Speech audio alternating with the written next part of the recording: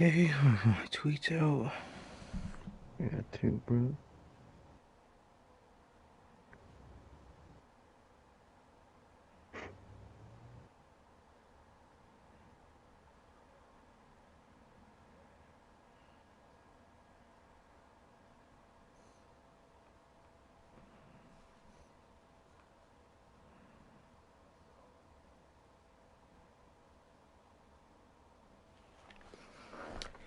Okay, we got a match started.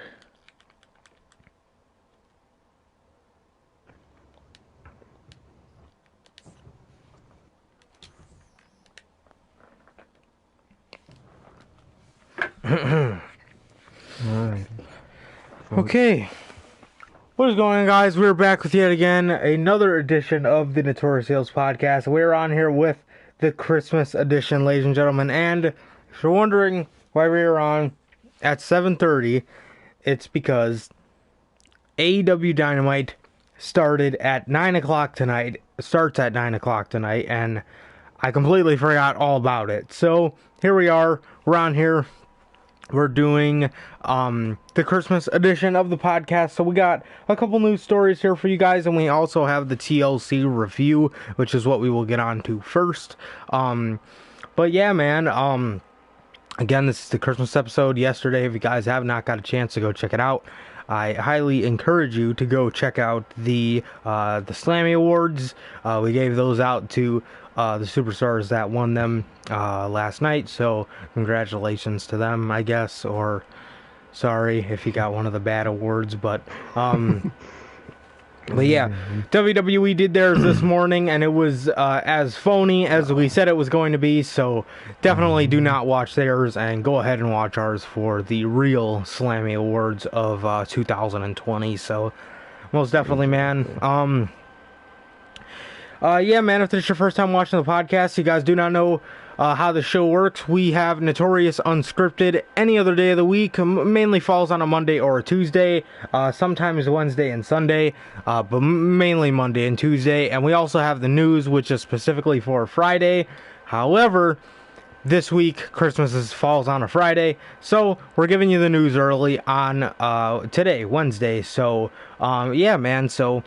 again, if this is your first time watching, you guys do not know who we are here at the Notorious Sales Podcast. I am Johnny Mayhem, one half of the host of this podcast, and for the other half, we have my man Sir K here. How's it going, man? It's going good today, bro. Just chilling out, man. Just got home and just did normal shit, bro. I cashed in the cards you gave me. Thank you. And I didn't buy anything today, because I don't want to wait till Christmas to actually get anything. But... guess what those fucking assholes did over at Call of Duty? What'd they do?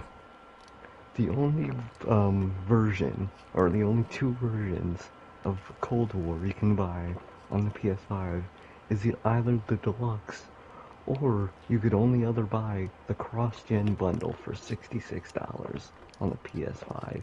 Are you kidding? That comes with PS4 edition, even though I'm on the PS5.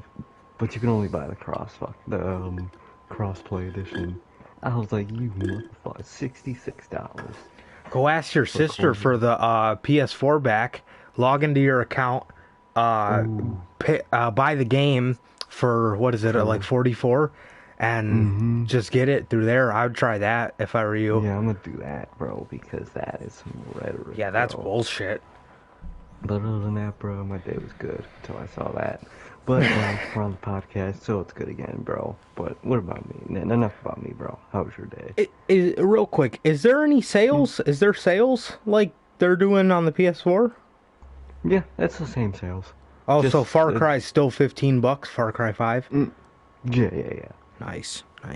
Did you grab that one? Are you gonna grab that one still? I'm just waiting till Christmas. Nice. Hell yeah. Feel you, bro. My day, as Mitch Bennett comes and interrupts the match. My day, it was pretty good. Just a normal ass day. Rewatched Fighting with My Family. Just, God, that movie's so sad. What happens to her brother? So sad. But anyway, yeah, that was my day. Just kind of hung out. Yeah, so, yeah, man. So that was my day. And again, again, man, this is a Christmas episode, so I just want to wish everybody, all the listeners of the Notorious Heels podcast, everybody who's been with us since episode 1, and now we're on episode 37, through this creation of me and Sir K. Just want to wish you guys, from my family to yours, Merry Christmas, and from us here at the Notorious Heels podcast to your family and friends, Merry Christmas, man. And I gotta ask you, man, what are you most excited for Christmas? What do you think you got, man? Damn, probably my chair, bro. I can't wait to use that thing. This chair, man. Chair I got now. God, this thing is fucking... Do you know if you got it? Oh, I know. I literally see it. We didn't even wrap the box yet, because I know what I got. So I just see a fucking chair box just in my living room. I'm just waiting to open that bitch, bro, but that's probably what I'm most excited for, bro. But what about you, bro? Well, excluding the PS5, because I know I got that, I guess I'm just excited to see what kind of Fiend stuff I got. I mean, I'm pretty sure somebody out there got me something that has to do with Bray Wyatt, so I'm excited to see what kind of Fiend stuff I got. But obviously, the obvious answer to that would obviously be the PS5. But other than that, yeah, I'm excited to see what the final payout is after I receive all my PlayStation cards. I'm excited to see how much I have in total. Yeah, and I'm excited to see what kind of Fiend stuff I got, bro. So yeah, as far as gifts go, I'd say that's what I'm most intrigued for. But obviously, the obvious answer is the PS5. But other than that, yeah, just excited to see what kind of Fiend stuff I get. So yeah, man, that's what I'm most excited for. So again, from us to you, Merry Christmas and Happy Holidays to everybody. I hope everybody has a fantastic Christmas, man. So yeah, bro. Happy Christmas. Merry Christmas. Merry Christmas, fuck. Bro. God damn it. What? Oh, I just fucking Walter chopped my fucking Dr. Pepper. God damn it. Yeah, so without further ado, as I have hot fucking dripping down my arm, God, this fucking PS4 controller is gonna fucking croak before we can even make it to Christmas. Oh, God. Oh, wait, no, never mind. I didn't get any on it. Okay, anyway, so, without further ado, man, we're gonna get it started with, the TLC review. And yeah, man, I mean, we watched the show on Sunday. If I do say so myself, it's pretty boring. Yeah, it wasn't bad. But at the it was pretty boring. But at the same time, it was it wasn't as bad as your typical main roster pay-per-view. For the most part, it was pretty enjoyable. But obviously, WWE has those matches that are just like at a pay-per-view. They're just produced by a fucking 4-year-old. So, speaking of one of those matches, we're going to kick it off with the kickoff match. And we have Big E, Chad Gable, Daniel Bryan, and Otis defeating the team of Sami Zayn, Nakamura, Cesaro. Yes, that they were once an actual tag team. Yes, that team. And King Corbin. He was not a part of that group, but you guys get the point. Yeah, man, obviously this is just another nothing match, and I mean, who really cares? Just furthered the Big E and Sami Zayn storyline, which, if you've seen some spoilers from SmackDown, you will know how this storyline has progressed. Yeah, man, obviously, you have your traditional fucking 8-man, 5-man, 6-man, 8-man, 10-man, 14-man tag team match that we see on a week-to-week basis. And if you've seen one of them, you've seen all of them, because this match consisted of the spot where everybody hits their finishers. Sami Zayn, being the opportunist, tags in. But Big E gets tagged in. Sami Zayn scared. Big ending, and that was the end. So Big E picks up the pinfall victory against Sami Zayn. So yeah, that team wins, man. What do you think? Yeah, bro, it's just another one of other multi-man matches on the kickoff show. We see it like every pay-per-view, man. And they just did it to further that Sammy and Big E storyline, which, I mean, you could at least put that on the main show if it's concerning the IC title, like, and make your IC title feel important, at least, because it was. Now it ain't, but, you know, that shit, man. But overall, man, I mean, who cares about this match? It's all building up to the match, Friday, so, yeah, man. But overall, match wasn't bad. It was just a generic multi-man match that led to a generic face ending. But other than that, nothing much to talk about that fucking match. Yeah, hold on 1 second. Sorry, guys. That's what happens when you Walter chop fucking soda all over the place. My bad. Bro. Okay, anyway. Alright, there we go. Okay. Moving on here, man.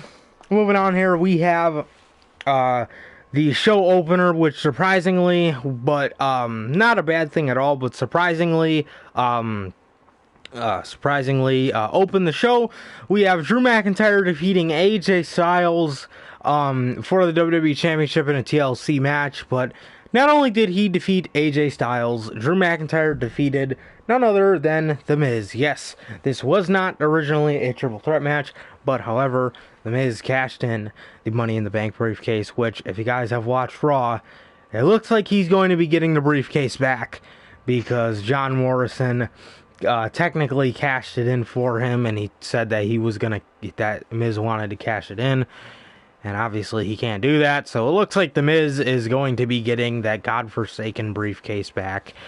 And hopefully he is challenged for it by AJ Styles, because AJ Styles would be a way better Mr. Money in the Bank than The Miz or Otis could ever be combined. And that just goes to show that AJ Styles, who was actually the man that dropped the briefcase into Otis's hands, should have been the guy to win the fucking thing all along. Either him or Aleister Black. But no, you just had to go with fucking Otis. But nonetheless, this match was, it was entertaining. It was a good match. It was just a TLC match. I wouldn't say it was Styles and Ambrose or Edge and Cena level by any means necessary. But it was a great match.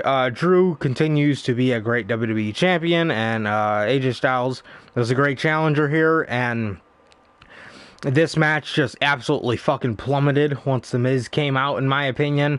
Oh, yeah. He came out, he was walking up the ladder like a fucking idiot, got baby cradled by Omos, literally just dumped him through a table. John Morrison busted a chair over his back, and John Morrison was being chased out of the arena, and he couldn't find anywhere to go. But there was a table that he could have crawled right under, or a chair that he could have just moved, or a ladder he could have just crawled right under and escaped without going through Gorilla. But hey, that's John Morrison in fucking 2020, a fucking blithering idiot. So, after they got Omos out of the equation, bro, I think they just did like generic sequences, and it ended up getting Miz caught with a Claymore. Drew McIntyre then climbed the ladder and grabbed the championship. So that was that match, and obviously right call here. Great match with AJ and Drew, but like I said, once the Miz came in, it just went to shits. But yeah, man, so, yeah, like I said, after The Miz came in, it was just like, okay. So, yeah, that was that. Yeah, another failed Mr. Money in the Bank, but, I hope I'm not speaking too soon, but at the same time, I am, because Miz fucking sucks as a Mr. Money in the Bank, but it looks like he's gonna be getting it back, so I wouldn't hold your breath. So, yeah, man, I was upset that we had another lost Mr. Money in the Bank on Sunday, but then again, at the same time, you're like, well, the Miz's reign would have fucking sucked anyway. But, Exactly. like I said, after Monday, and now we can kind of see where there's directions going. We're like, okay, whatever. He's probably just going to get it back and go on to be more irrelevant than he was the first time he had it before John Morrison lost it for him. So John Morrison continues to be a failed WWE return. So hopefully we could fucking see Johnny Elite soon, because this shit sucks. Yeah, man, what'd you think about this match? Yeah, bro, the match itself was really good, until Miz came in, man. And, you know, Miz lost. And bro, if the Miz gets that thing back, then what was the point of doing that at TLC besides a way to not make AJ look weak? Even though AJ can eat a loss from McIntyre, especially in a TLC match, you can eat a loss from McIntyre, man. You didn't have to waste it this time for just AJ to get a loss, man, and it just makes no sense, man. Why? God, man, I hate when they fucking take their time, when they get confident, they take their time with something, especially the Money in the Bank. I don't care who the champion is and what, I don't care if it's James Ellsworth and you just got F5'd 8 times by Brock Lesnar and he's WWE champion. If I'm cashing in, I'm booking it. I'm throwing it in his hands, and I'm pinning the motherfucker as fast as I can. I don't care what or who it is, bro. And they look so stupid when they do it slow. I hate that shit. At least the ref didn't take forever this time. That was nice. He fucking took it right away. Surprisingly. But overall, the Miz just fucking ruined the match. And didn't ruin the match, but after he came in, the match was just, it was just bad. Miz as Money in the Bank, and possibly, which there's no way it's gonna happen, but possibly as WWE champion in 2020 or 2021. Kill me, bro. The Miz fucking sucks now. Like, there's no, this motherfucker has become everything he used to fucking hate in his promos. He has literally become that, and he just sucks in that role, man. So, the match was good until the Miz came in, and keeping that title on Drew was the right and only good call they could have done in that match, man. Yeah, for sure.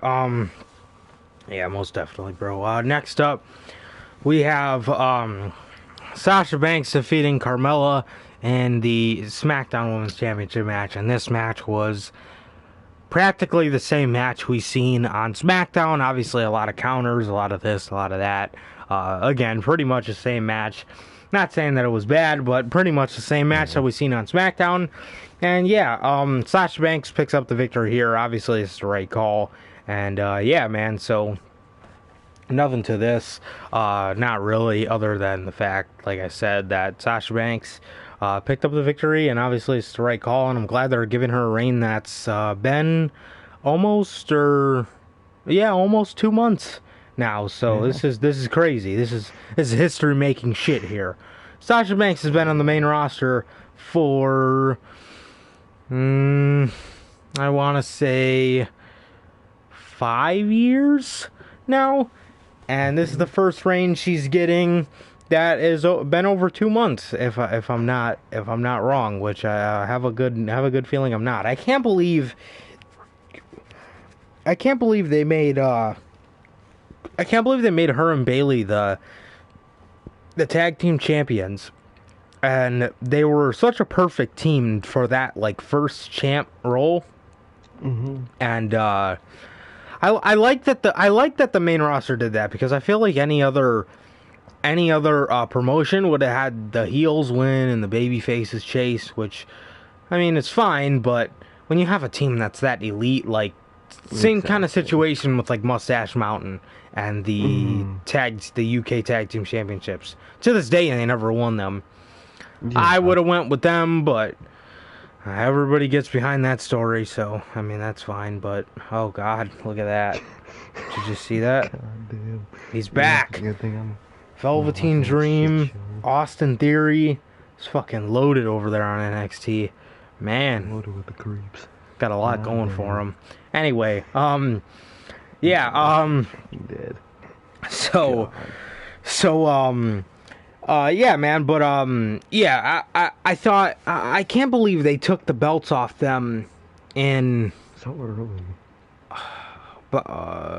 Under a month. Elimination Chamber Yeah. to WrestleMania, under a month. Wow.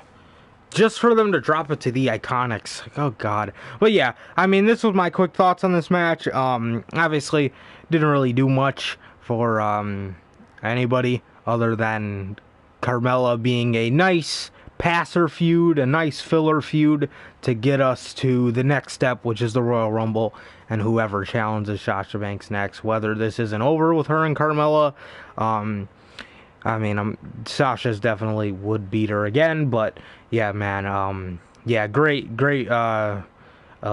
choice with the winner here. Obviously, Sasha Banks, the right choice, and yeah, man, so she beats Carmella here. What'd you think about this one, man? Yeah, bro. The match itself wasn't bad. It was just generic. What you would expect from a Carmella and a Sasha match, man. So nothing crazy, but nothing. It wasn't unwatchable or nothing. It wasn't bad. It was just there for the most part. It's just to get Asuka. What the fuck? Just to get Sasha through TLC, man. And now I don't know what happens afterwards. I don't know who she's gonna face at the Rumble, but I mean, Carmella and Bayley are teaming now. It's a tag team, so maybe they both go for fucking Charlotte. Why do I keep saying these names, bro? That could be a possibility. Yeah, maybe I they see that both happening. go for Sasha, because I could totally see them doing that. It fucking happened 2018 Rumble with fucking Kane and Braun and fucking fucking match, man. Yeah, bro, so we might get something like that, but all I know is that they're saving Bianca Belair for WrestleMania, which is the right choice. If only Bianca Belair could win the Women's Royal Rumble, but I don't know, man. They probably wouldn't let her do that. But yeah, bro, this match wasn't bad, man. And what's next? Probably, I feel like Carmella and Bayley both going for it, man. Which they will probably start a storyline of their own on side of Mania. So who knows, man? But you know, match wasn't bad, but it's just filler. It's just to get her through TLC. Most definitely. Yeah, man, most definitely. And on to the next match, we have the Hurt Business taking on the New Day, ladies and gentlemen, for the Raw Tag Team Championships. But not only taking on the Hurt Business, defeated the New Day. And, yeah, man, I mean, honestly, if I'm being 100% honest with everybody, I didn't pay attention to this match. We've fucking seen this match so many times on Raw and so many versions of it, and I did not pay attention to this match whatsoever. I think I walked out of the room and I came back in, and the Hurt Business were holding up the belts. Yeah. So that was this match in a nutshell with me. But I mean, I'm sure they put on a great match. I mean, these two teams with talent like that are bound to put on a great match. But who really cares? They should have made this choice a while ago. The Hurt Business should have been fucking Raw Tag Team Champions when they were the only thing good about Raw, other than Drew. But yeah, man, I mean, great decision here. I'm sure it was a good match. I just didn't care to pay attention to it because of how many times we've seen it. But what I think speaks volumes more than this match was what happened after the match, man. I seen a post. Apparently, Shelton Benjamin left the Amway Center directly after the match, and he rushed to go celebrate the championship victory with Shad's son, which, man, that speaks so much more volumes than the match itself. And obviously, he had SG on his wrist tape I seen. But man, what a class act Shelton Benjamin is. What a fucking great guy. What a seriously great guy, man. But yeah, they get the victory here, and obviously this is the right call. I wish they would have done this a while ago. And I wish they wouldn't have them had so many matches with the New Day, but here we are, typical WWE. But they are the tag team champions now, and I hope they can have a nice lengthy reign with the titles, man. So, what did you think about this one? Yeah, bro, the match itself, I mean, didn't pay much attention. Like you said, we saw this since fucking, I think since like Mania time, or whenever her business was created. We've fucking seen this match, man. God. Didn't, I just saw the ending, man, and Hurt Business won, bro. Thank God, man. They, not only do they need those titles, but after what happened with Shelton Benjamin, man, being a great person he is, bro, they definitely deserve those titles, man. I hope to keep them for a fat minute, bro, because, I mean, who else can we gonna put them on? What other teams besides New Day and fucking Hurt Business are on Raw? Don't even know, bro. I literally don't even know. So, we're probably gonna have to see this match again. Probably gonna have to do it at Rumble. Probably the pay-per-view after Rumble. Whether it's fucking Fastlane or fucking whatever the fuck. Hopefully I don't do Fastlane this year. But yeah, bro. Her business won, and that's fucking great, thank God. Even though we'll probably see this match again, and again, and again. But they won. They have the titles. Thank God, man. Fucking MVP, thank you for reviving all three of these guys earlier, man. And just Shelton Benjamin's a beast for that, man. Just so much respect for him, man. That's just a great thing to do, man. And they definitely deserve those titles, man. I hope they keep them for a long time. Well, not a long time, but just who else are you gonna put them on? So keep them on them for a while. Yeah, man, most definitely. And moving on next, we have the Women's Tag Team Championship match. Ladies and gentlemen, we have Nia Jax and Shayna Baszler, who, for the record, just in case you want to misinterpret what I'm about to say, not great champions by any fucking means necessary. It's not the point here. Point is, Nia Jax and Shayna Baszler are defending the Raw Tag Team Championships against Asuka and a mystery partner. Who is this mystery partner? Which, by the way, they didn't pause the music. They didn't add a moment of silence for intrigue. Asuka literally pointed at the ramp for like 5 seconds, so they even fucking miscued her. The shit out of that. And Charlotte's music hits. Okay, whatever. Not shocking at all. We all knew this shit. Whatever. We all knew this. This comes as no shock, right? So what does WWE do? You know, we got a story about WWE superstars, and as much as we joke about this, not about this directly, but as much as we joke about, oh man, who are they gonna fuck up next on the main roster? Who's gonna fail next? Who's gonna, right?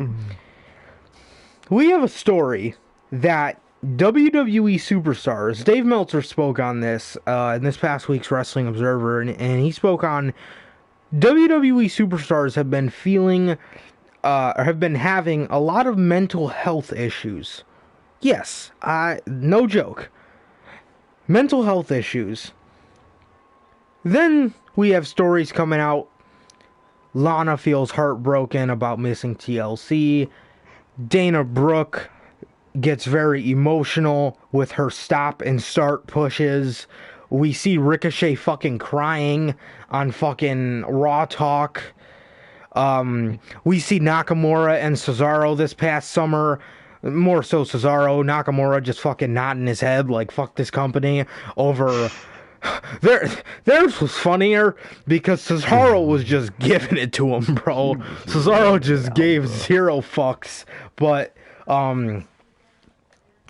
you hear Nakamura and Cesaro, Cesaro more so just laying it all on the fucking line, talking about how just this company refuses to accept him, which we actually got some news on him, ladies and gentlemen. Oh boy, do we have some fucking news on him. But you hear about all those stories, and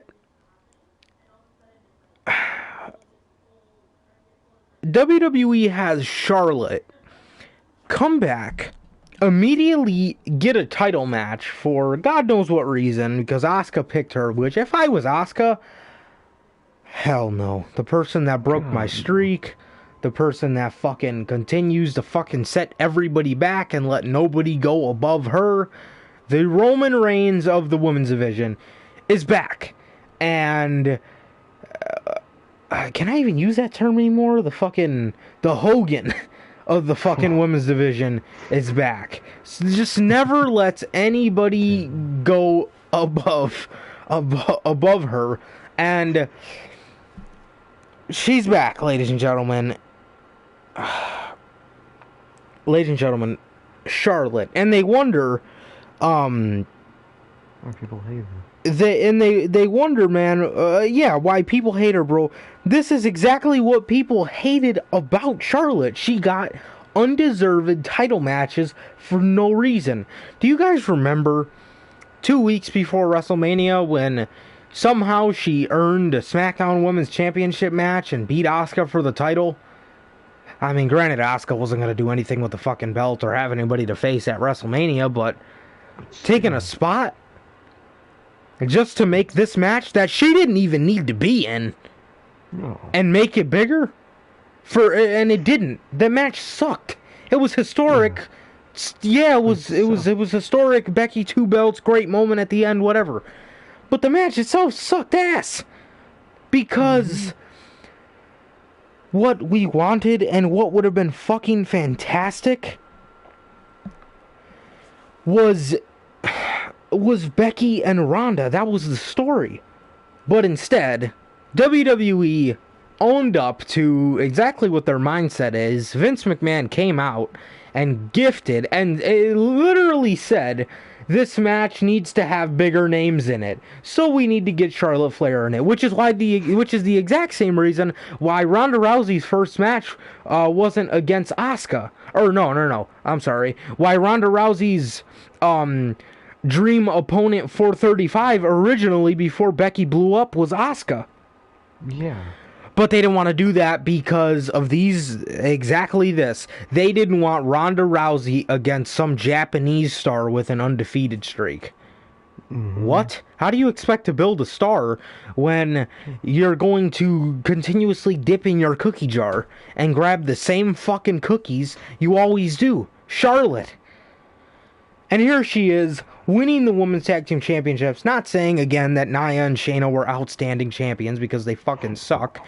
But my main gripe with this is, yes, it's a principle. And not only that, but Shayna Baszler looked like a fucking idiot on her knees for 5 seconds, waiting for Charlotte's dumbass to roll up and give her the natural selection.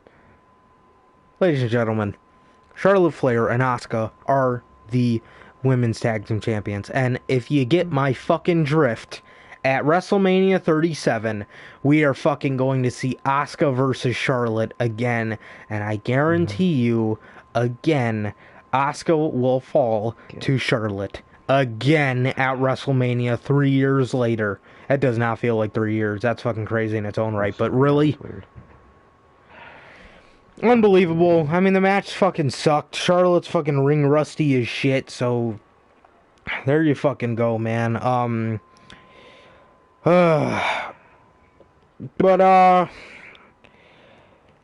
Yeah, what do you think, man? This is fucking retarded.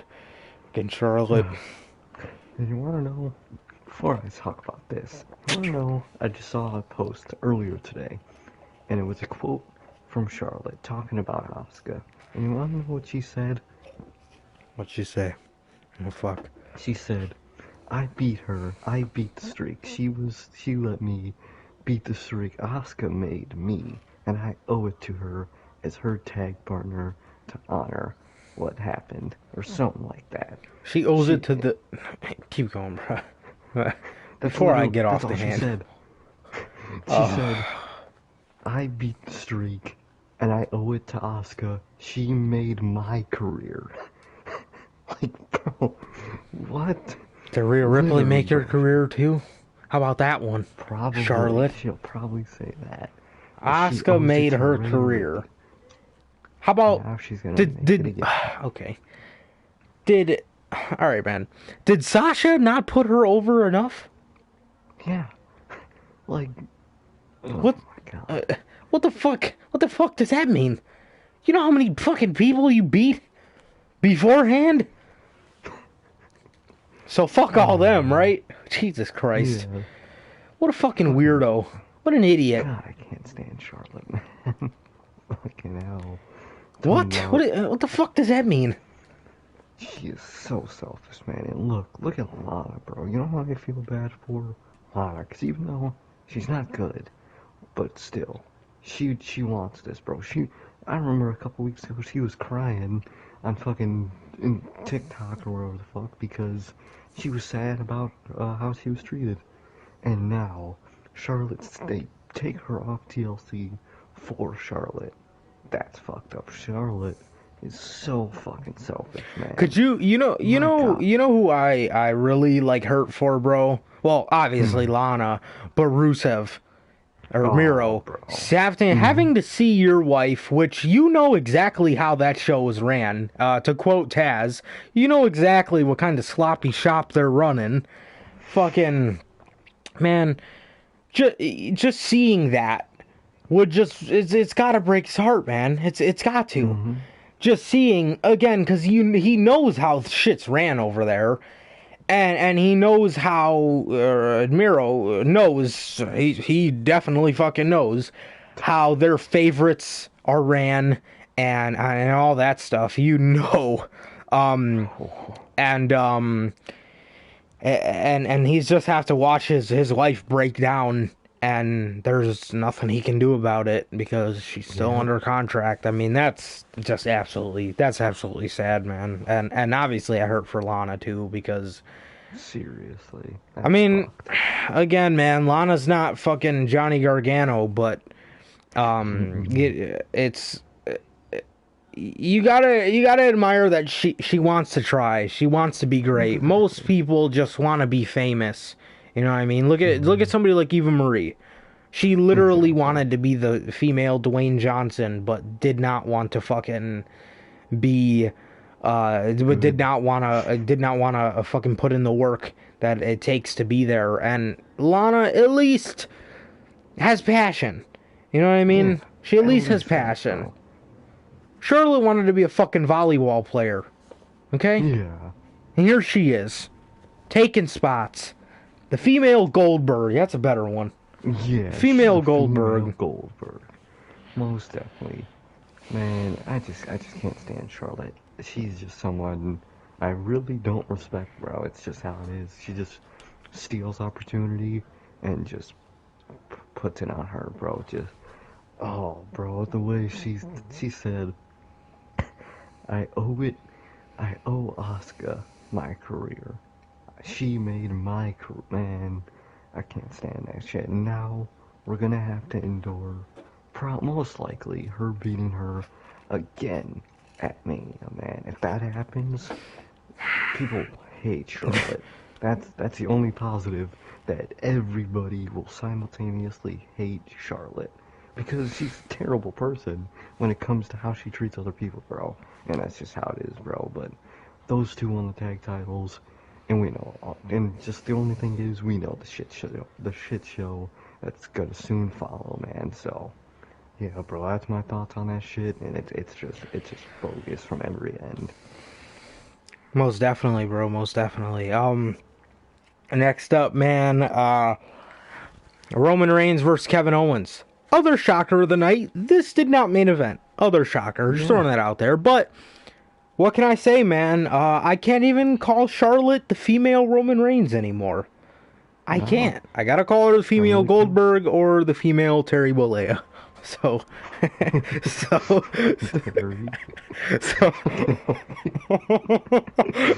Racist fuck. Oh, God. Man. Fucking What great fucking promos from the Hulkster, man. Cranking knobs, bruh. Fucking Hogan. Jesus. Yeah, man, what can I say, bro? Roman Reigns.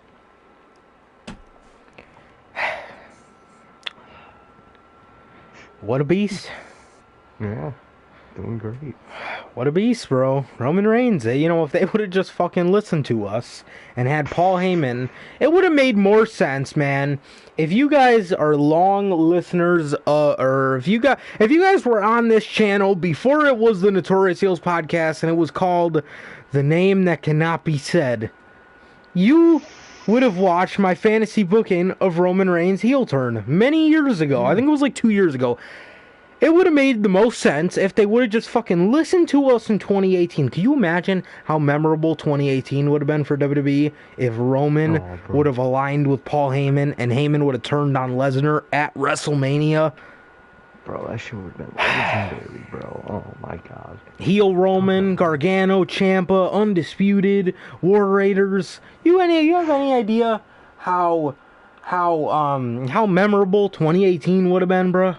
Come on now. Come on. Come on, bro. But anyway, yeah, what can I say, bro? Roman Reigns, my god. Guy's fantastic. And Kevin Owens, they beat the shit out of him, but he looked good. He looked good as fuck. He would not die. He would not die, bro. Bro. Exactly, bro. Kill Steen, kill. Man, kill Owens, kill. They would never put that on a fucking shirt, but whenever this guy gets a fucking chance to go over to AEW, oh my god. Well, yeah, obviously this was just a one-off. This is just a feud, past Roman Bry, and surprisingly, that is most likely going to be Daniel Bryan too. And we're inevitably going to get to Roman Reigns versus Goldberg at WrestleMania. So fuck me, fuck Goldberg. He can go rot in a fucking hole again. Yeah, fuck Goldberg. So, well, okay, I know this wouldn't happen, but how pissed would you be if Goldberg beat Roman for the Universal title at WrestleMania? Bro, oh man. Bro, Goldberg will probably say to Vince that he's a hero to the kids, and beating him will be the perfect person to take down this monster heel Roman. You know he's gonna spew some garbage like that at Vince, but at least Roman is the only person that Goldberg will never ever beat. That's at least something he can be happy for.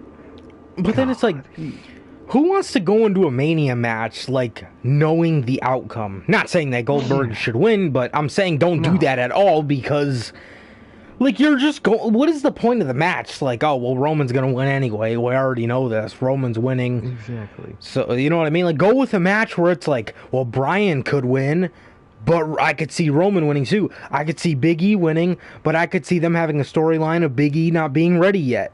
You know what I mean? So there's a lot of shit they could do with just those two fucking opponents. You know what I mean? And it's unpredictable.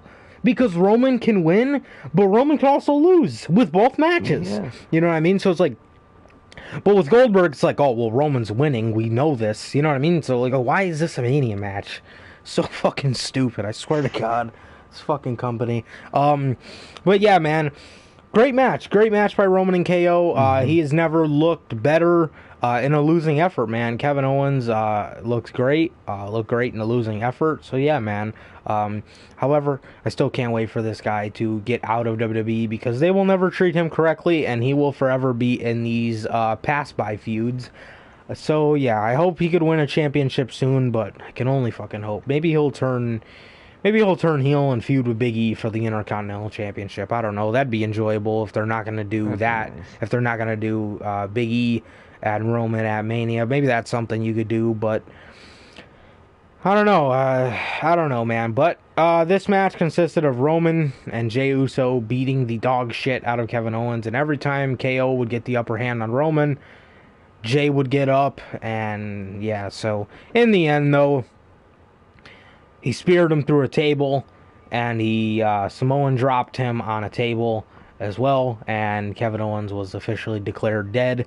And Roman Reigns pulled down the Universal title. So great match, great storytelling here. Another fantastic match by Roman. I can't believe those fucking words are coming out of my mouth. Another fantastic match by Roman. Great storytelling here. And hats off to Paul Heyman and Michael P.S. Hayes, who have been the two main people behind the Roman heel turn. So, Paul Heyman obviously being the character side of the mindset of this heel turn, and Paul Heyman or Michael P.S. Hayes being the one who's been producing all of his matches. So, fantastic work by these guys, and just goes to show the magic that can happen when somebody like Paul Heyman is running the show, other than Vince McMahon. Everybody likes to give Heyman shit, but Kevin Owens recently came out, loved working with him. Everybody loves working with him. He was giving people spotlight. Great shit, man. Great shit. By Heyman here. So yeah, man, what'd you think? Yeah, bro, this match was great, man. KO looked like a beast in a losing effort. He would not die, and it took death, basically, to kill him, man. And that was just a cool thing, man. That was really cool. We are getting another match Friday night between those two, and even though I looked at the spoilers, I'm not gonna spoil it for you guys. But yeah, we get a steel cage match on Friday, man. Even though no one's gonna be watching SmackDown, cause I know I ain't. Yeah, bro, the match was good, man. Obvious person won, man. And they're just Roman's going to Mania, bro, and hopefully it's not against Goldberg, because that would be garbage, because who's going to win that match? And if it's Goldberg, then my god, I don't know, man. If Goldberg were to ever win that match, I'll sell my fucking kidney. I don't fucking know, man, because, man, that... oh, man, my brain would break if that would happen, man, but it's not. We all know it ain't, man. But yeah, KO looked like a beast. Roman's looking like a beast. You know, I never say that, but dude's looking like a beast, man. And I feel like I had something to say during this match but I think I forgot it. Fuck. But yeah, bro. The match was good, man. And it told the story. Roman is really good at selling a story because he's just so great at it, man. And KO just played this role great, even though KO is a natural heel, man. He is playing this babyface role great, bro. Top tier, man. Like, KO is definitely a guy that can do it all, man. And it's good to see him succeeding in this company. Unpopular opinion, this might be way off for a lot of people.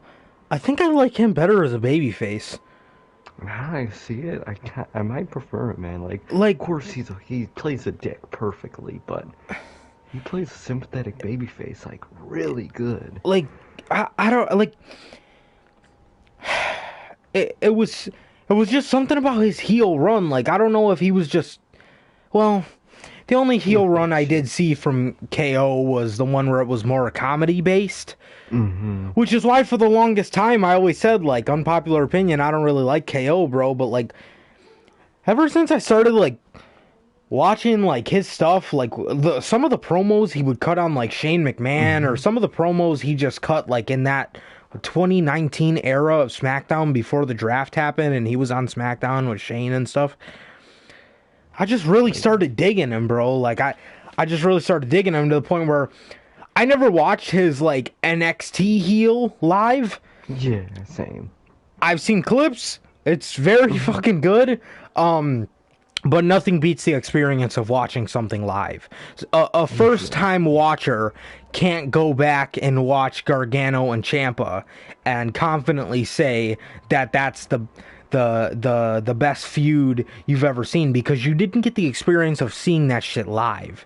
You know, when you see it unfold on a week-to-week basis before your very fucking eyes, it's a lot different experience. I mean, I'm sure you could say it was the greatest feud ever if you really liked it that much, but what I'm trying to say is nothing beats the experience of watching shit unfold on a week-to-week, takeover-to-takeover basis, or show-to-show basis, pay-per-view-to-pay-per-view basis, than watching that shit live. The suspense, the things they do on Twitter, that Gargano and Ciampa did on Twitter to beef their feud up beforehand, all fantastic shit. But yeah, man. But But yeah, so I never seen any of that stuff live or in full effect, so I can't really speak on like that, like aggressive, mean, fucking vile version of KO, because anytime the main roster gave it to us, he was mean and vile once he turned on Jericho, but he also said words like crappy in his promos and idiot. So he although he is screaming and acting like a badass, he's not talking. He's talking like a fucking 4-year-old. God. You're an idiot, Chris. You're an idiot. Like, come on, okay, go fuck yourself. Yeah, the hell out of here.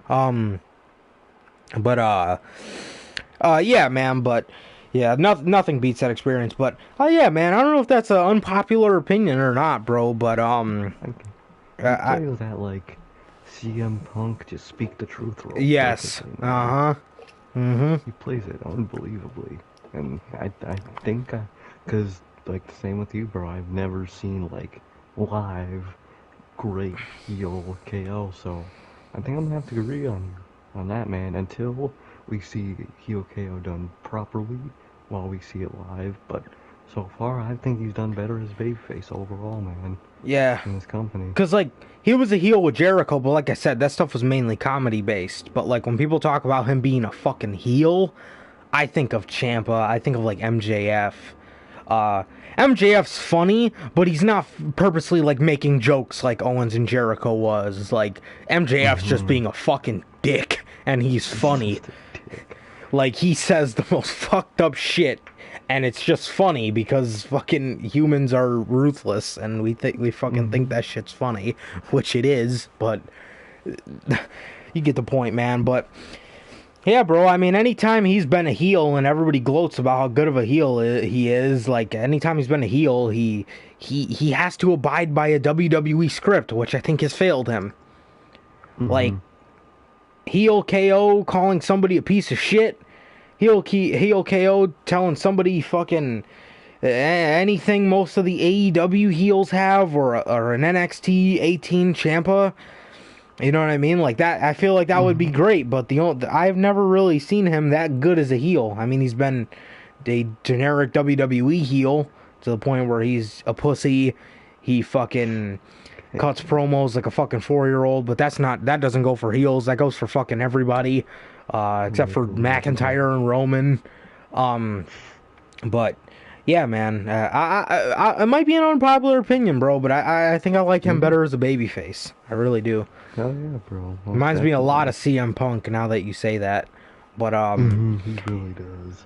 Yeah, for sure. As for the main event, man, we have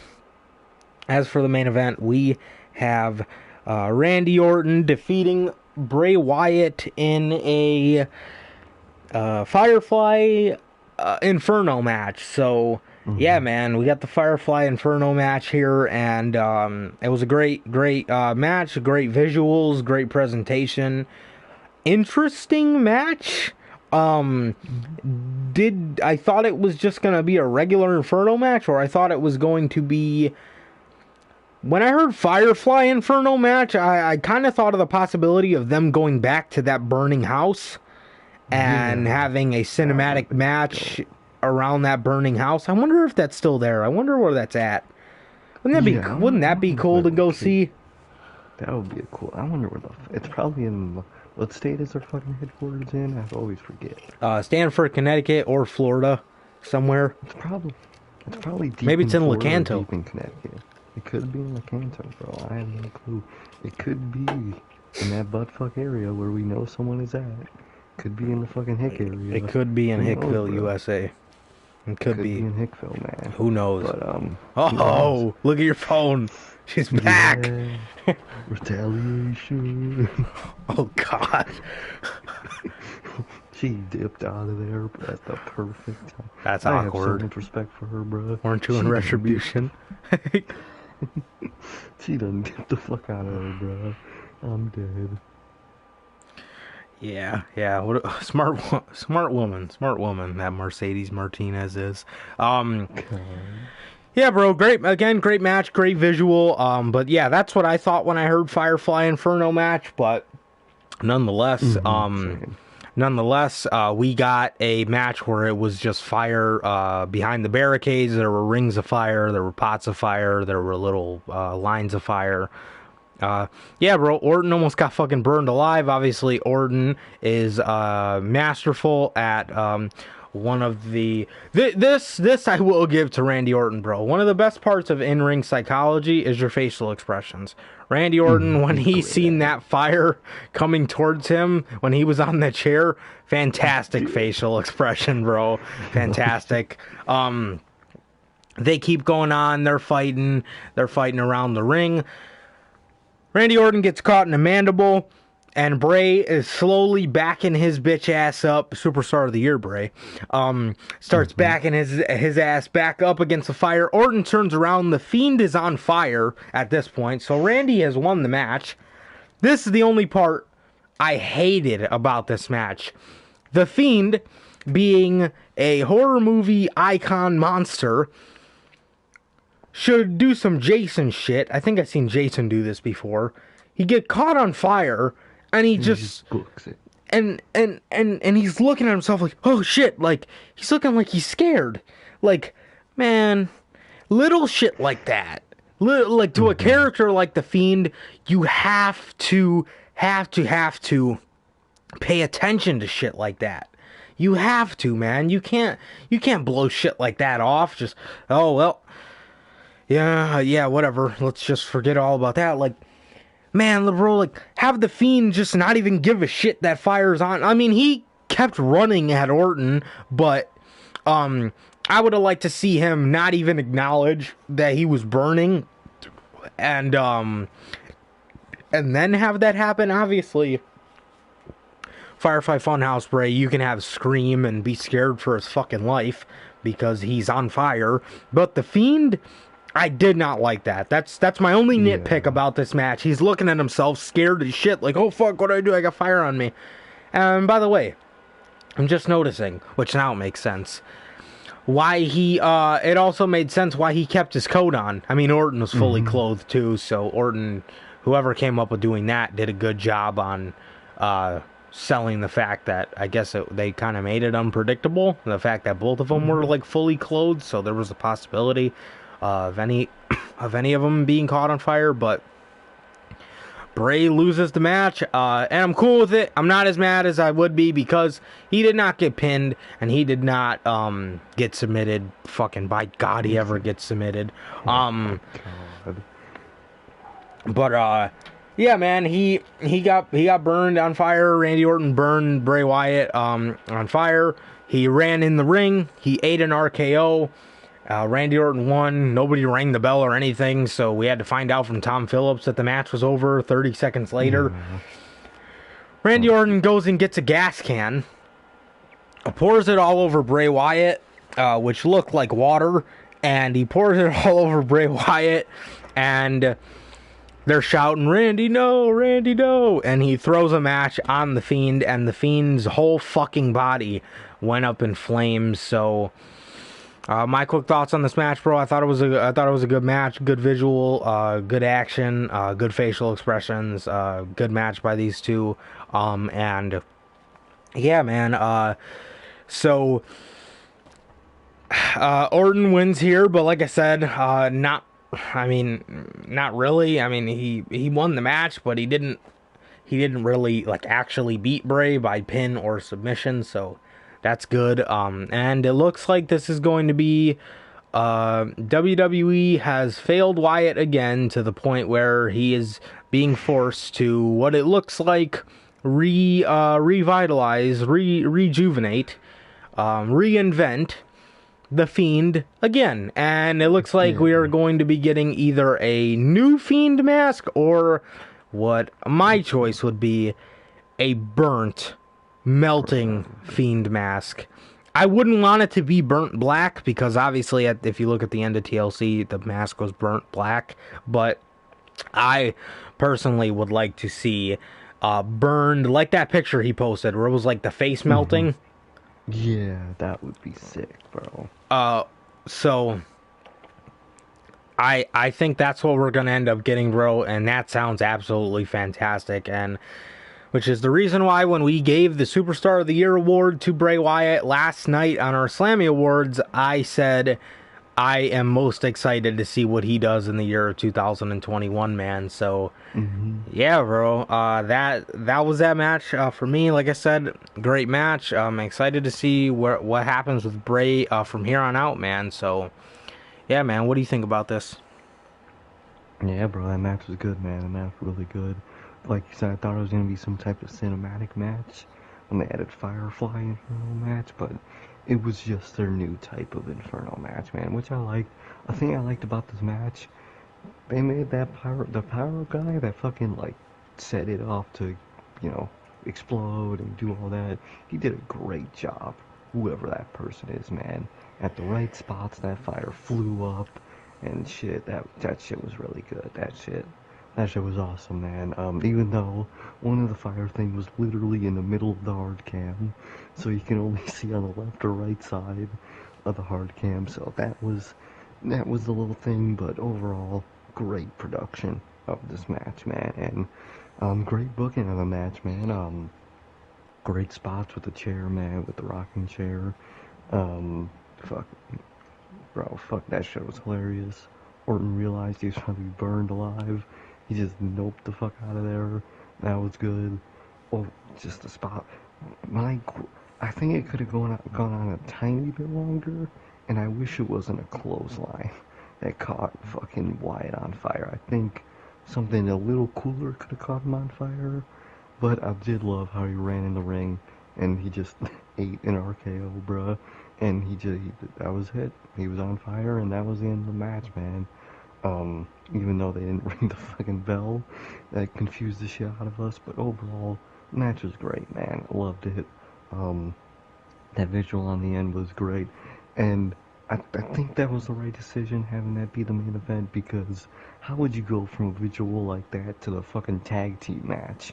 Like, you just can't do that, man. So I think it made sense to put that in the main event, bro, and it did great, bro, and because this storyline's not finished. We all know it, man, so who knows when the Fiend's gonna return, and who knows how. I saw this one post because of, certain night in 2 weeks on Raw. This fan said he would love to see Boogeyman and the Fiend have an interaction, and Boogeyman fucking retweeted that, so that would be a cool interaction in 2 weeks, man. But I think it's gonna be like 2 or 3 weeks till if we see the Fiend again, man. And it could be a new mask, but I hope, like you said, it's just a burnt ass mask. Like in the next Halloween movie, Michael Myers is gonna have a burnt ass mask, bro. So I would love the same with the Fiend, bro. That shit would just go crazy with like burnt black eyes, man. Just all like the edges around it are burnt, kind of shriveled up. That would just go crazy.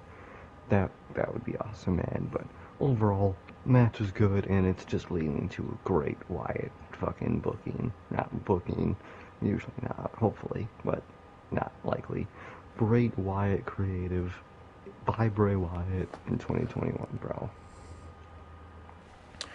Most definitely, man. Most definitely. And now as we get on to the news, man, I want to start off with a story about the one, the only, Cesaro. We got some news on Cesaro, man. Cesaro recently came out that his contract is up in spring of 2021. Ladies and gentlemen, 2021 is about 8 or 9 days away. Spring, whenever their spring contracts are up, that means their contract is up after WrestleMania, ladies and gentlemen. Holy shit. Claudio Castronoli is about to be elite, and I can guarantee you that.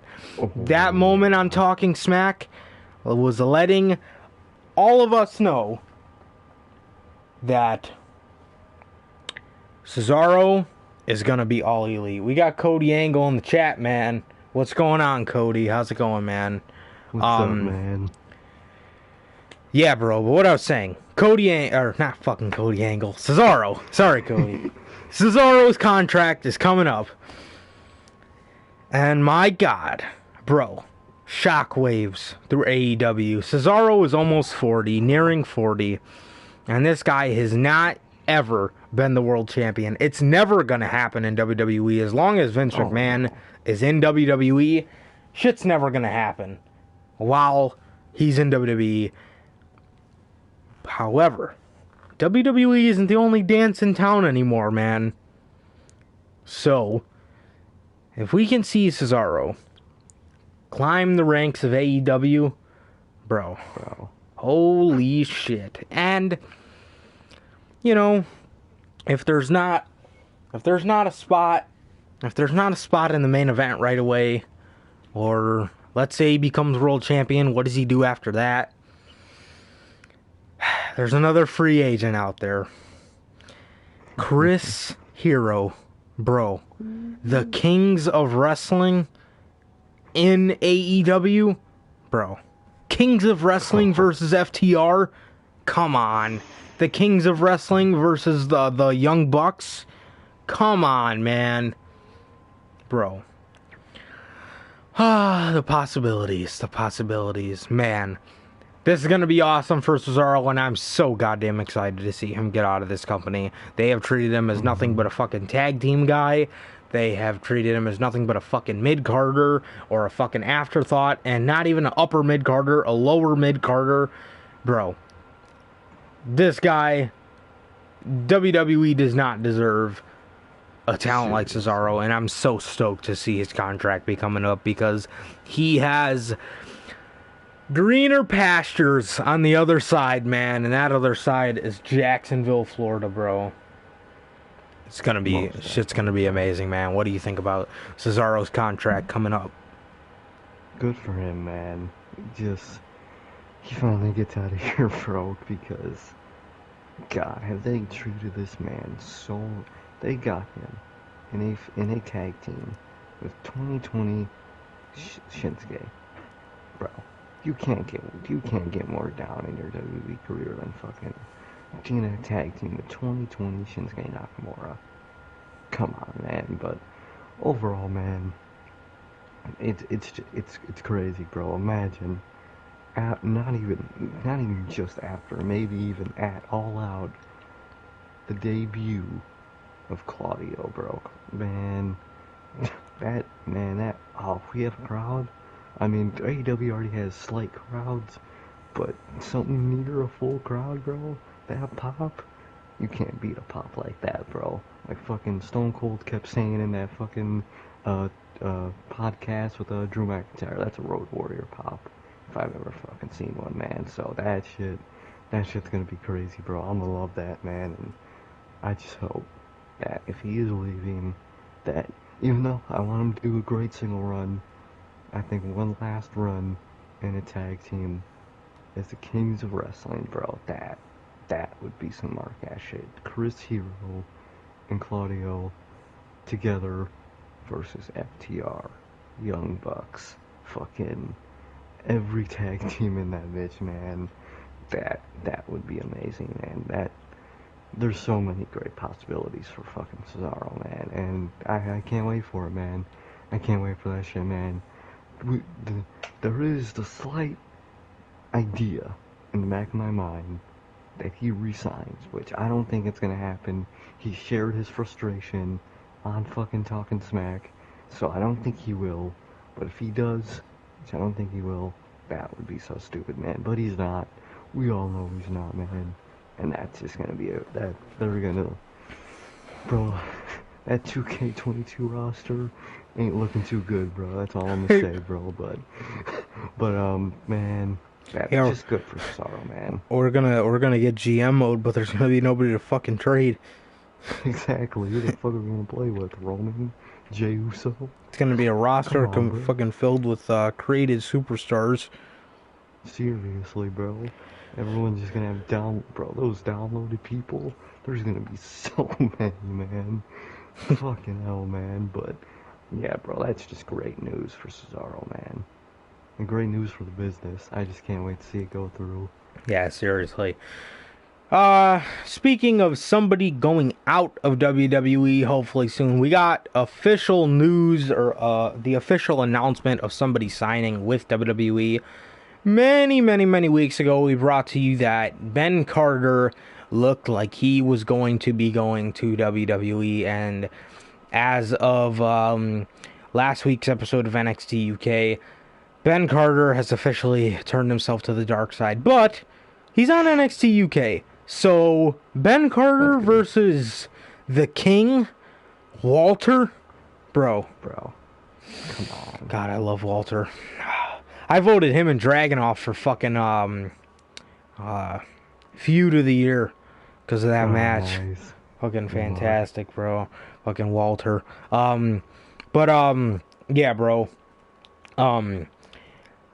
Yeah, but so looks like he's gonna be all right because he's gonna be in NXT UK, but still turned himself in to prison, and he joined the dark side. So, congrats to Ben Carter. I hope he could do something good. The guy's mega talented, bro. I wish he would have stayed in AEW, but it's just not how the cookie crumbles sometimes. And now he's gonna have to learn the hard way. So, sorry, Ben. Swear to God, man. Yeah, but best of luck to you, man. And yeah, best of luck, man. So, what do you think? Yeah, bro. Good for him, man. He's living out his dream, man. NXT UK. I hope he does good. Matt Walter. That's gonna go crazy, man. He'll probably go to NXT. Well, soon to be one of the American NXT shows. Fucking kill me.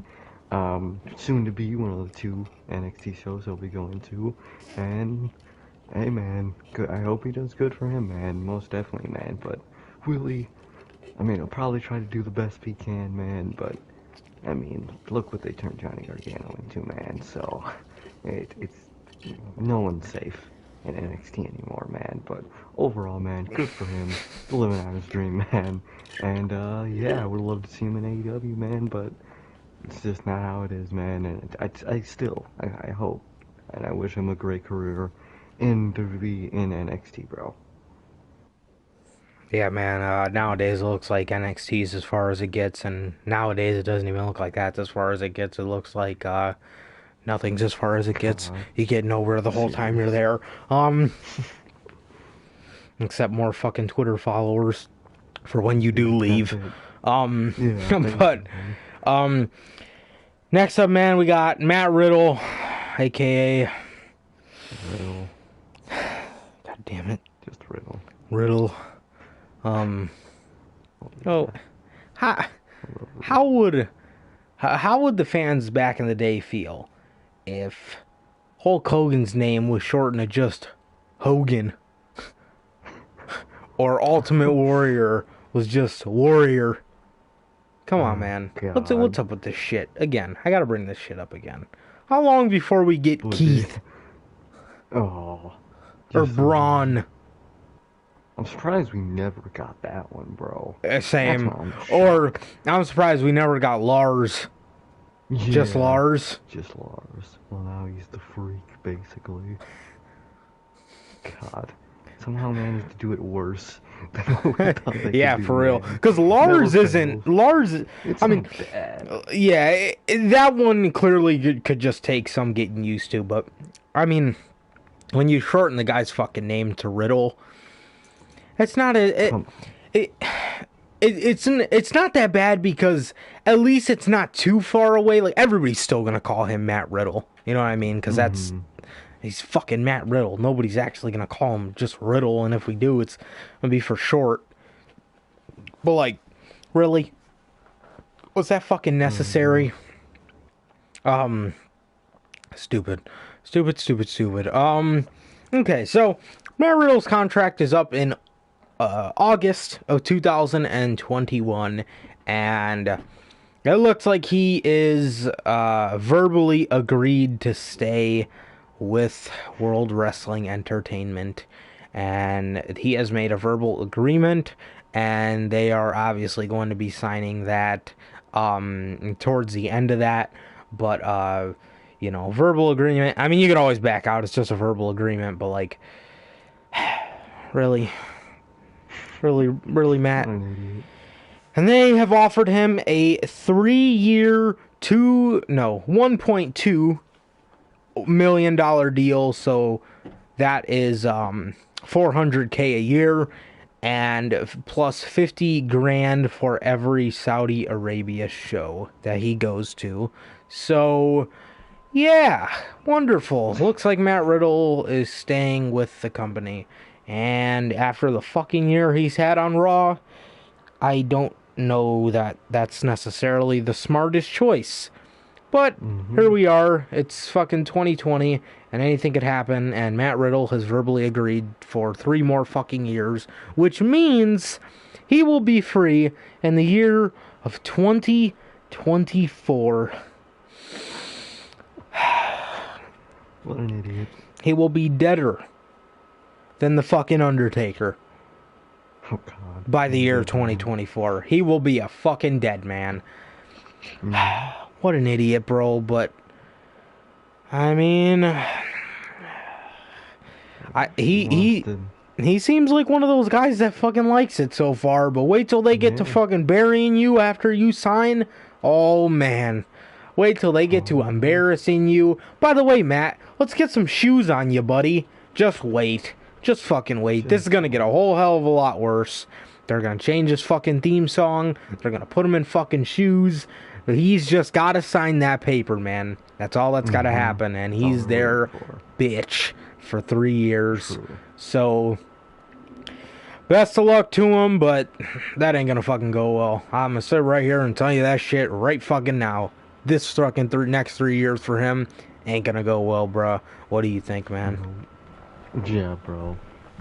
I would not resign if I was him, man, because, like you said, bro, the shoes, the song, his attitude, bro.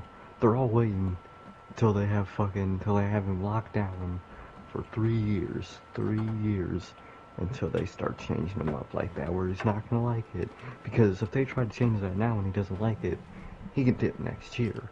But after he signs that deal, it's free game for that man. And if he signs a deal early, like in next month or something, he is truly fucked, man. God. But yeah, bro. Matt Riddle, excuse me, Riddle. He's looking to resign, man, and we go from fucking Cesaro making moves, leaving this company, being something bigger than they believe him to be, to the total opposite in a sellout as in Matt Riddle, man, because he believes it's going to turn around, which they always do, which it's going to blow up in his face, man. We all know. They haven't seen this story repeat themselves. Like, how fucking stupid are you? Exactly, man. We all know what's going to happen, and it's inevitable, man. So, I mean, I guess to him, good job. He's feeding his family, man, but at the end of the day, they're gonna be a joke come next year, man. But overall, man, it's just not a move I would make personally, man. That's what I'll say, man. Not a move I'd make personally. But if Riddle wants to do it, if good old Riddle wants to do it, that's on him, man. Yeah. Yikes. Good luck for you, buddy. All right, man. Next up, Keith Lee files trademark for his own name. Why did he have to do this exactly? Well, WWE... Fuck, I got stuck in my teeth. Okay.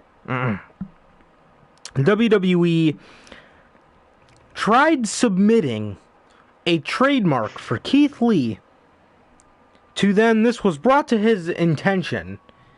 This was brought to his attention, and the people at the trademarking, the United States Patent and Trademark Office, were forced to cancel the trademark made from WWE because Keith Lee brought to their attention that WWE did not have consent to file the trademark for his real life name.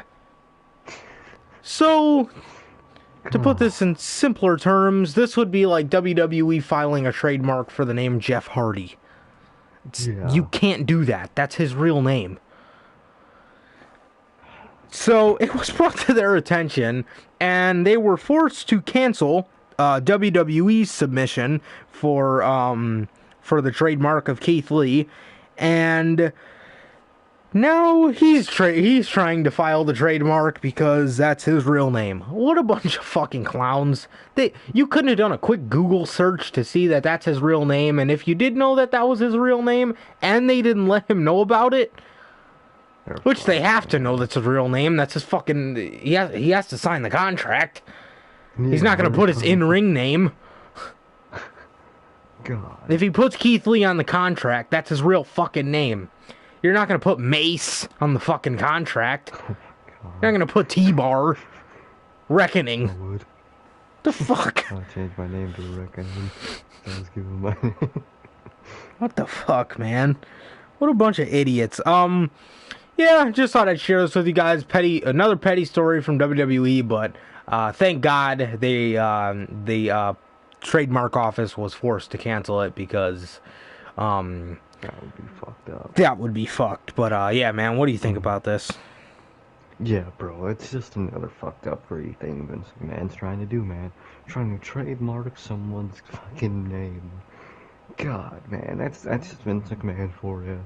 And I think all this shit, because we all know Keith Lee, when he got called up, he signed probably a 3-5 year deal for the main roster, and then they just hit him with everything, bro. Theme song change, attire change. They're sending him back to the PC for no... They gotta start putting that shit in their contract. They really do. Yeah, exactly, bro. Bro, he's gone. Whenever this new contract he probably signs up, he's gotta be gone, bro. He is just getting shafted constantly by Vince McMahon, man. You know he sees it. You know he sees it now, bro. Like, he was capping in that fucking documentary about like him, but like, bro, he's gotta be gone, man. 'Cause literally, bro, in that documentary, I remember he made his main roster debut, and when that shitty theme song hit, that was not his. He didn't say anything about it. You just heard a sigh in his voice. You know he fucking hates what's going on right now. He's gone. I'm prediction whenever his contract's up, whether 2023 or 2025, my God, he's gone, bro. I don't see. And if he does, my God, man, but he can get an opportunity anywhere, man. I think he's gonna be gone. Oh yeah, most definitely, man. Yeah. Hopefully we can fucking hope. Can only hope. Next up, man, as we wrap it up here with the news, we have a WWE. If you did not read the title, man, WWE is yet again resorting to Legends to pop a rating. Last time I checked, Vince, Legends isn't adult content, you fucking idiot. Man, I just can't with this guy. I really can't. Seriously. But Vince, I was gonna say, if there was a Legends edition of SmackDown, I was gonna say I guarantee you this is gonna be the edition where Goldberg challenges Roman. Oh God. But ladies and gentlemen, WWE yet again resorting to Legends, and this is because of their lowest rating and USA being unhappy with them. USA, where were you at the whole year of 2017? USA, where were you at the whole fucking year for 2018? What the fuck was this show? Where were you at then? My God. Last year. Yeah, seriously. Now, at the end of 2020, now you're pissed? You should have been pissed fucking 5 years ago. Come on, man. Honestly. Vince, Legends does nothing for anybody because the next week whoever the fuck gets beat up by those legends, because you know you're gonna fucking do it, looks no better at all. How'd they make the Ascension look when they got their asses beat by the fucking the New Age Outlaws and all those other old ass tag teams? How did it make the Revival look when they got buried by DX and the fucking Balor Buried Club? What the fuck? What does this do for anybody? Because, again, bro, CM Punk said this shit fucking 6 years ago. Who's at work the next fucking week? They are. These legends are here to pop a rating, and they probably won't even do that. What does it do? What does it do for the show, man? What does it do for the show? Why don't you bring your legends around in a role that's enjoyable? Make them a GM that's not featured in fucking 12 out of 16 segments out of the fucking show. Make them a Regal GM. Occasionally, let's see a guy like Stone Cold, let's say, if he's the GM. He'd be a cool-ass GM. Oh, yeah. And come out. Every now and then. You know what I mean? Once every fucking 2 months, if that. If something serious happens, he's there. You know what I mean? Mm-hmm. Somebody, bro. There's gotta be somebody, man. Why don't you feature them in that light instead of coming back to fucking... Hey, you know half of them are probably going to be in video packages. It's going to suck. Oh, and fuck WWE for... Do you people not learn? I mean, seriously, man. Do you not learn? I don't know what more all of us have to say. I really don't, man. I really don't. But... yeah, man, what do you think about WWE yet again resorting to legends to boost their Raw ratings? It's just sad at this point, man. Literally, Vince McMahon just doesn't get it. He is like that dumb, annoying child that just keeps putting the circle in the square in their little fucking toy. That is Vince McMahon. Legends aren't gonna pop a rating. Oh, what, they might get it to 1.7 million. Oh my god, that's just gonna be crazy, man. Man, what? Man, literally, bro. On FS1 for SmackDown, they recently got a rating of 1 million. Come on, man. Bro, like, no one cares about these shows anymore, man. These shows literally suck, man. And no legends. I don't care if it's fucking Stone Cold Steve Austin or if it's fucking God knows who. I don't care. You know what I want to see? Good booking to Keith Lee. You know what I want to see? Good booking to Mustafa Ali. You know what I want to see? Not Retribution. Come on. Oh, Retribution's gonna get buried that night. I know it. I'm predicting it now. Retribution, that's gonna be the final stake in their coffin. They're gonna be fucking buried, man. And that's gonna be sad. Well, it's gonna be funny, but it's gonna be sad. Because that's 5 careers dead. So it's just another shitty attempt with legends to pop a rating, bro. Legends, no one cares about legends, bro. I don't care if they're on Raw, they're in the games. No one cares about these legends, bro. Come on, man. We know that Vince shows no respect to them. Look what he did to Kurt Angle. Look what he did to half of them. Watch a Dark Side of the Ring and you'll realize what these guys went through. Come on, man. Now you expect them to pop a rating? And then Vince McMahon's gonna blame it on the legends. Or he's gonna blame it on the current guys. And it's just a vicious cycle that'll never end with Vince McMahon, man. And it's continuing in 2 weeks with Raw Legends Night. And it's just gonna suck, man. It's just gonna be more garbage that I'm not gonna watch. Unless Kurt Angle is on that show, I literally will not watch it. But if Kurt Angle is, I might tune in at points. I'll keep Twitter open to see if Kurt Angle starts to appear. But if not, I ain't watching that fucking show, man. But yeah, bro, it's just another cycle of the attempt of the ratings for Vince McMahon. It's just gonna continue. Like Bray Wyatt says, life is a circle, and for Vince McMahon, the circle is get shitty ratings, blame it on your superstars, get legends, doesn't work, get shitty ratings, repeat. It's a circle. Life is a circle for Vince McMahon. Fucking A. Yeah, most definitely, man. Most definitely. And to wrap it off here, man, we have one last story that I touched on when we were talking about Charlotte. Dave Meltzer spoke on this past week's edition of the Wrestling Observer and revealed that a lot of WWE superstars as of late have been experiencing mental health issues, being that they feel like they are failures. And I'm here to say, majority of those fucking people are fantastic at what they do. Oh, yeah. Because Oh, yeah. a lot of things have been said over the fact they feel like their in-ring style's not good enough. They feel like they, as a whole, just aren't good enough. And a lot, this has been happening to a lot of WWE superstars as of late. And we hear a lot recently.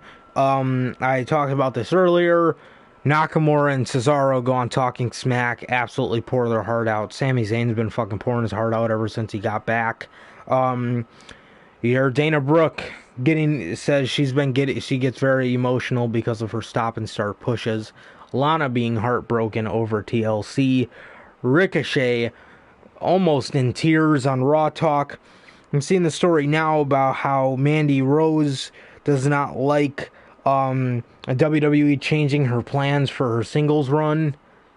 I mean, what the fuck? God, man. Ladies and gentlemen, do not sign with this company. No. But They are not for the future. They don't care about making stars. They simply just don't give a fuck.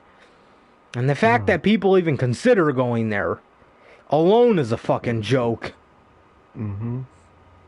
I don't get it, man. I don't get it. And I honestly feel bad for all these people, bro. It's genuinely bullshit what these people have to go through, man. All for the fact that Vince McMahon is just shitty at his fucking job. Mm-hmm. But yeah, man, you guys gotta learn how to stand up to his ass, bro. And hey, if that fucking gets you fired, if that gets you embarrassed on television, it'll only make you more over. Look what happened to the Revival. It will only get you more over by the time your contract is up, because us as fans, they like to call us fickle and all this other shit, but one thing they can't deny, fans nowadays do not forget. We do not forget how good, although Ricochet fucking sucks in 2020, none of us ever forgot how great Ricochet is. Same thing with Nakamura. Same thing with Cesaro. Even though it's hard sometimes, we never forget how good they are. So, man, stand up for yourself, bro. And if that gets you fired, so be it. So be it. Fuck them. A lot of these people are fucking stars. I mean, look at the way they treat Bray. How the fuck do you think Bray felt after losing to Goldberg? How do you think Bray felt after being given the main event to SummerSlam because of a Roman Reigns return and not because he worked the whole summer to get his character back to a certain point? I mean... Exactly, bro. Come on. Come on, man. Come on. Absolutely ridiculous. Absolutely ridiculous. Yeah, fuck this company. Just fuck this company, man. It's... I don't get it, man. I really don't. But what do you think about this shit, man? Yeah, bro. It's just again with Vince McMahon. It's the same circle I was just talking about, man. These guys, they come up, they wrestle their great ways in NXT and on the Indies, man. They come here, and Vince McMahon makes them believe that their style's not good, that they have to be polished a certain way, that they don't talk good, they don't wrestle good, they don't look good, and then that got them believing that they're not good enough, and then he books them like shit.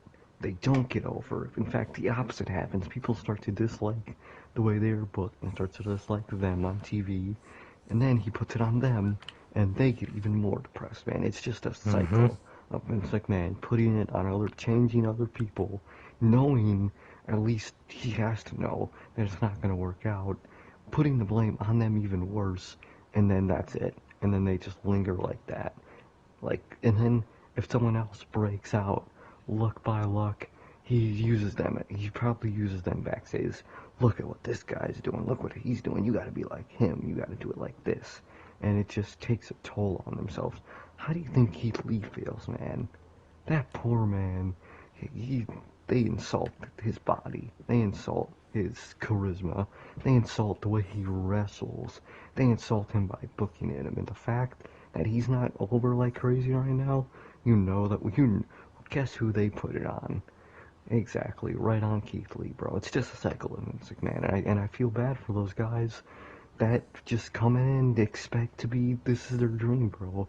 They grew up watching Edge and fucking Orton and the Ruthless Aggression and Attitude Era, man. And they come here and they're treated like this, bro. Terry. And it's nothing. Fucking Terry. They're treated the exact opposite of how fucking Terry Bollea was fucking treated, man. And it's all put on them, man. And it's just fucked up, man. And the thing is that they gotta realize, bro, they can stand up for themselves. Because the more they stand up for themselves, not only do fans not forget, but we know what the fuck happens backstage. And most fans really care about what happens backstage. We don't like when our favorites gets mistreated backstage. We don't like that shit, man. So when we hear about this shit, and when these people stand up, not only are they over for standing up, but they're really over. If they stand up against Vince McMahon, that's one-way ticket to fucking ultra over in the fans' eyes, bro. So, man, even if they're being mistreated backstage, man, stand up for themselves, man. And if they do that, they will be, no matter how shit they're booked on TV, if they stand up for themselves, and we know they do that, they'll be the most over person on the roster. And that's just how it is, bro. The fans care so much about what happens backstage that even if they're booked like shit on TV, we're not gonna hate them, we're just gonna love them even more, bro, because look at what basically Roman Reigns' career was up until this year, bro. Winning. They made him look great on TV, and we hated him. And now, look at him now, we love him because he's heel, man. We don't love him because he's great in the ring and blah blah. We love him because the way he's booked and the way he's treated, man. And that's why we hate Charlotte, because the way she's treated backstage. She could have all these accolades, she could be great in the ring, man, but if you're treated like that, you're treated top to everyone else for no reason, we're not gonna like you for that, man. So to all the people backstage in WWE, if you're watching this, if you are, fucking shout us out, bro. But if you're watching this, bro, if you're watching this, man, it's not your fault. And if you stand up for yourself, you will be the most over person on that roster, no doubt about it. And you know what, too? Even on top of all that, right now, Vince is only believing what's in his mind, because if you think about it, bro, like, these superstars can say to Vince, like, what the fuck, I'm doing really good, blah, blah, blah, blah, blah, blah, blah, blah. All Vince says, well, you're not over. How do you know that, Vince? There's no fucking crowd. You know what I mean? So, like, the wrestlers would have an easier defense if they're like, well, what do you mean I'm not over? The fucking crowd loves me. You know what I mean? There's no denying that. He can't deny that. Look at what happened with Becky Lynch. You know what I mean? They treated her like shit until the man was born. But, I mean, but now, with no fans, he only believes what's in his mind. Oh, they're not over. Take him off TV. Put a fucking shirt on him. Change his theme song. Call him fucking, shorten his first name up. I mean, you know what I mean? So, yeah, it's bad time to be in WWE right now. Very fucking bad. Exactly. Very bad, man. Fuck that. Alright, man. Is there anything else you gotta say? No, bro, I'm good. Alright, man. Well, that is going to do it for this edition of Notorious Heels Podcast, the Christmas edition. Once again, Merry Christmas from us to you. And, yeah, man, I hope you guys enjoy Dynamite. I'm currently watching it right now on my iPad. So, we got a Jericho and MJF match versus Top Flight to open the show. Nice. So, yeah, man, I hope everybody enjoys Dynamite. I hope everybody did not watch NXT. Instead, you watched us, where the real money's at. So, Exactly. yeah, man. Again, Merry Christmas, ladies and gentlemen. Yeah, again, Merry Christmas from us to you. Happy holidays, man. I hope everybody has a blessed Christmas. Love all you guys. Thank you guys for everything. And yeah, Merry Christmas. Hey guys, please like, comment, subscribe. And we'll see you guys next week with Notorious Unscripted. Peace.